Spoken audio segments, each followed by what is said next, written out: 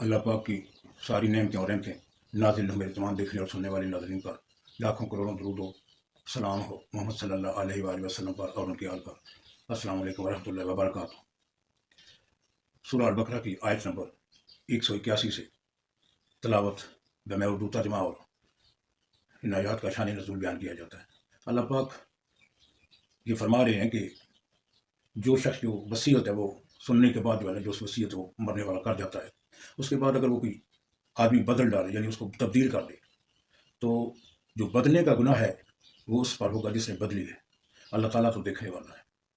اس کے بعد اللہ پاک یہ بھی فرماتے ہیں کہ جو مر جاتا ہے جس نے وصیت کی ہے، اگر اس کا کوئی وارث ہے، اس کی حق تلفی کی گئی ہے، تو اس کے بعد جو ہے وصیت کو جو بعد میں اس کے وارثین ہیں وہ آپس میں مل کر اس وصیت کو ٹھیک کر سکتے ہیں۔ یعنی جس آدمی کی یا جس وارث کی حق تلفی کی گئی ہو یا اس کو حصہ نہ دیا گیا ہو، تو اس میں بات چیت کر کے صلح کرا دی جا سکتی ہے۔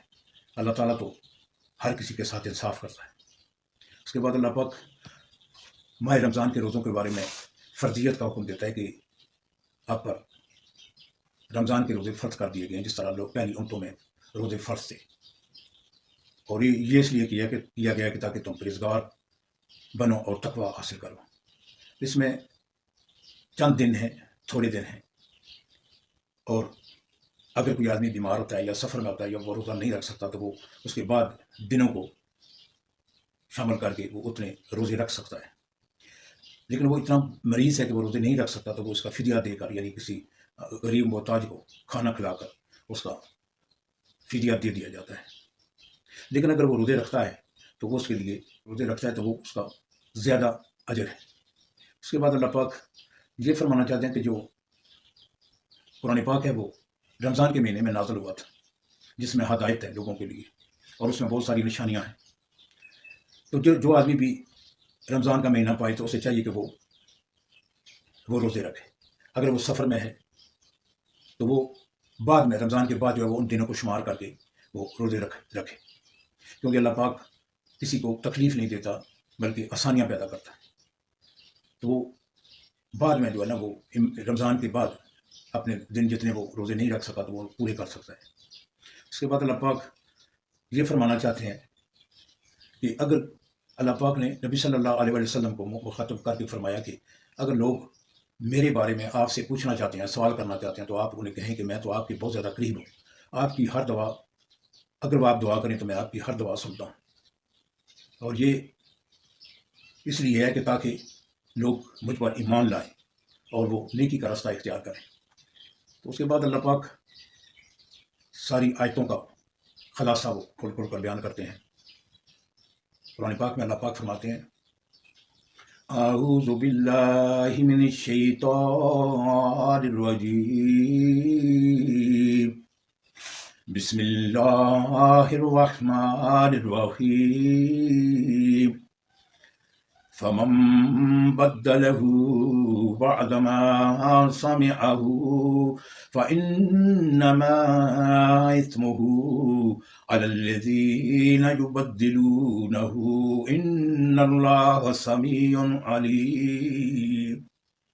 جو شخص وصیت کو سننے کے بعد بدل ڈالے تو اس کے بدلنے کا گناہ انہی لوگوں پر ہے جو اس کو بدلے، اور بے شک اللہ سنتا ہے اور جانتا ہے۔ فمن خاف من موص جنفا او اثما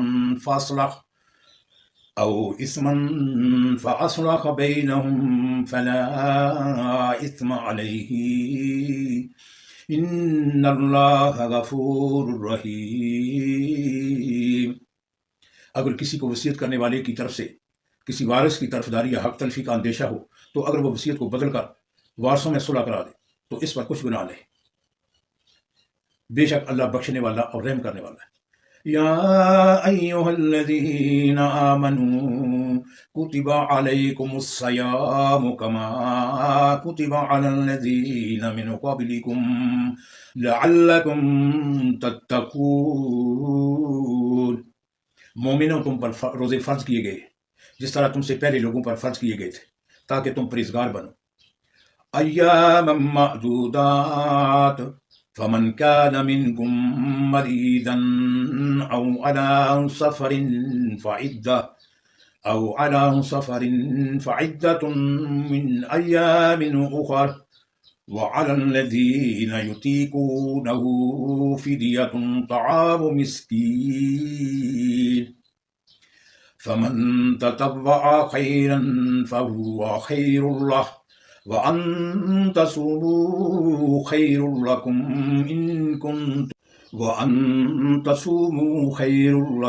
إن كنتم تعلمون۔ روزوں کے دن گنتی کے چند روز ہیں، تو جو شخص تم میں سے بیمار ہو یا سفر میں ہو تو دوسرے دنوں میں روزوں کا شمار پورا کر لے۔ اور جو لوگ روزہ رکھنے کی طاقت رکھیں لیکن رکھے نہیں، وہ روزے کے بدلے محتاج کو کھانا کھلا دیں، اور جو کوئی شوق سے نیکی کرے تو اس کے حق میں زیادہ اچھا ہے، اور اگر سمجھو تو روزہ رکھنا ہی تمہارے حق میں بہتر ہے۔ شہر رمضان الذی انزل فیہ القرآن ھدی للناس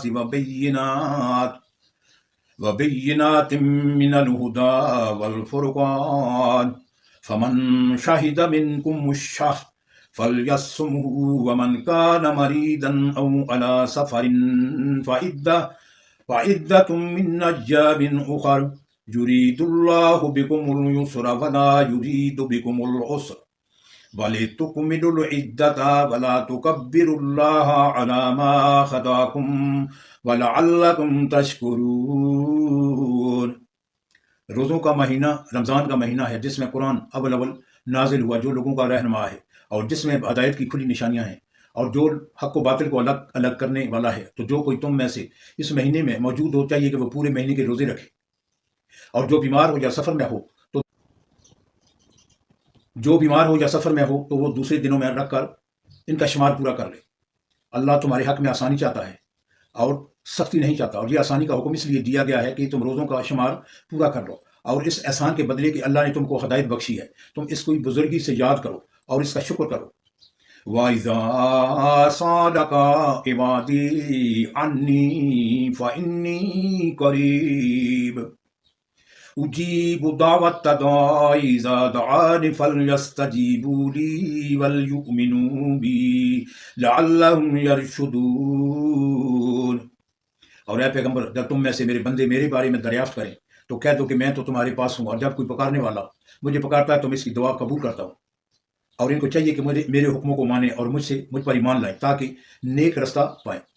أُحِلَّ لَكُمْ لَيْلَةَ الصِّيَامِ الرَّفَثُ إِلَىٰ نِسَائِكُمْ هُنَّ لِبَاسٌ لَكُمْ وَأَنْتُمْ لِبَاسٌ لَهُنَّ عَلِمَ اللَّهُ أَنَّكُمْ كُنتُمْ تَخْتَانُونَ أَنفُسَكُمْ فَتَابَ عَلَيْكُمْ وَعَفَا عَنْكُمْ فَالْآنَ بَاشِرُوهُنَّ وَابْتَغُوا مَا كَتَبَ اللَّهُ لَكُمْ وَكُلُوا وَاشْرَبُوا حَتَّى يَتَبَيَّنَ لَكُمُ الْخَيْطُ الْأَبْيَضُ مِنَ الْخَيْطِ الْأَسْوَدِ مِنَ الْفَجْرِ ثُمَّ آتِمُوا الصِّيَامَ إِلَى اللَّيْلِ وَلَا تُبَاشِرُوهُنَّ وَأَنْتُمْ عَاكِفُونَ فِي الْمَسَاجِدِ تِلْكَ حُدُودُ اللَّهِ فَلَا تَقْرَبُوهَا كَذَلِكَ يُبَيِّنُ اللَّهُ آيَاتِهِ لِلنَّاسِ لَعَلَّهُمْ يَتَّقُونَ۔ روزہ کی راتوں میں تمہارے لیے اپنی عورتوں کے پاس جانا کر دیا گیا ہے، وہ تمہاری پوشاک ہیں اور تم ان کی پوشاک ہو۔ اللہ کو معلوم ہے کہ تم ان کے پاس جانے سے اپنے حق میں خیانت کرتے تھے، سو اس نے تم پر مہربانی کی اور تمہاری حرکات سے درگزر فرمائی۔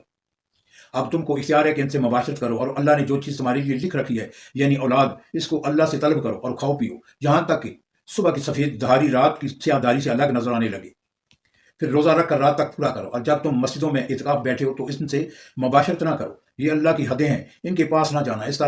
اسی طرح اللہ اپنی آیتیں لوگوں کو سمجھانے کے لیے کھول کھول کر بیان فرماتا ہے تاکہ وہ پرہیزگار بنے۔